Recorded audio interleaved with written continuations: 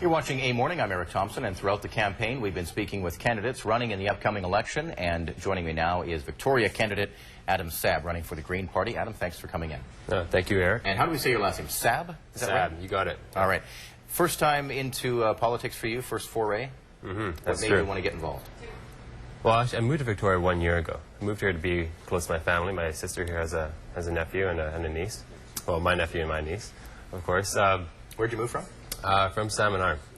Originally, I was in Kelowna. That's where I got my degree, and then moved to Victoria to be close to my family. And a degree in what?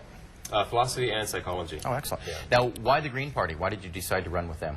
Well, the Green Party has a very responsible policy, I believe. We look at long-term holistic visions of understanding how best to run a country, how best to manage economic systems that we have here. They look at ways of proper resource management. It's got very sound fiscal policy, and it's very, very welcoming as well. It's a party that which I've always voted for, always been supportive of, and as soon as I had the time off school, I was able to actually get involved more heavily.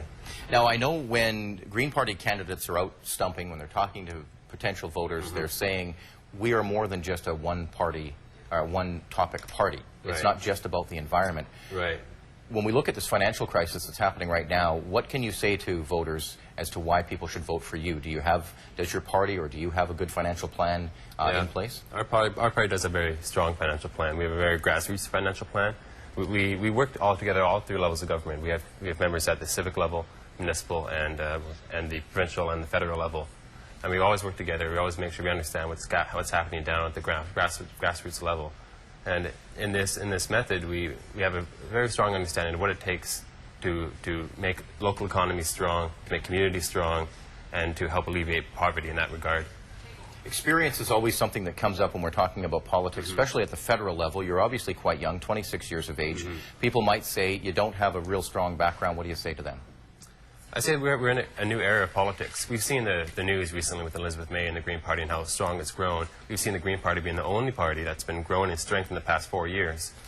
And we believe this is a result of the Green Party support bringing up. Other parties may have lost a bit of support, but also we've taken in new voters. We've taken in new individuals that normally did not vote. So it really is a new wave. There's a new generation coming in, and I represent that generation. And you want to focus on a couple of specifics in your campaign. You've been talking to voters about poverty and also about the safety of our food. Yeah, the Green Party is very concerned about being a responsible government. I mean, we want to be an honest government and one with integrity.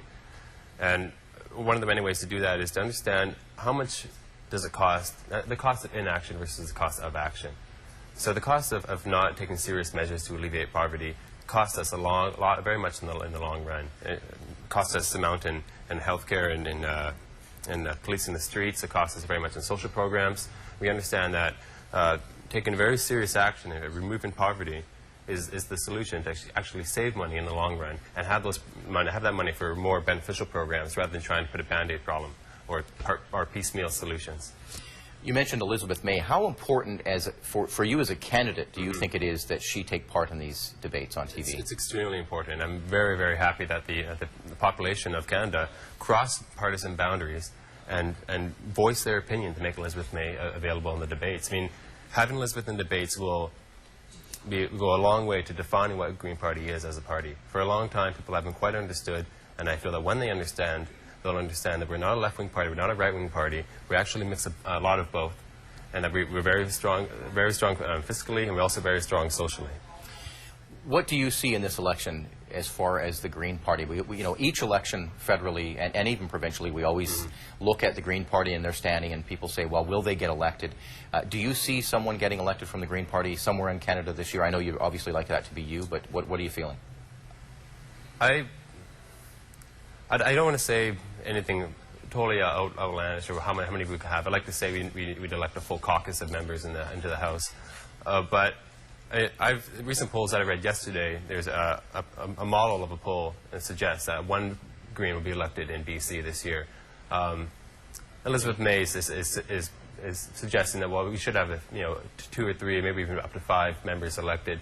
I think this is the time. This is right. We've been working for 25 years on this. We never quit. And we always keep our energies high. Adam, thank you so much. Nice to meet you. Thank you very much, Eric. Adam Saab, you're a Victoria Green Party candidate. And, of course, we'll have more election coverage tonight on A News at 5 with Hudson Mack. This is A Morning for a Tuesday.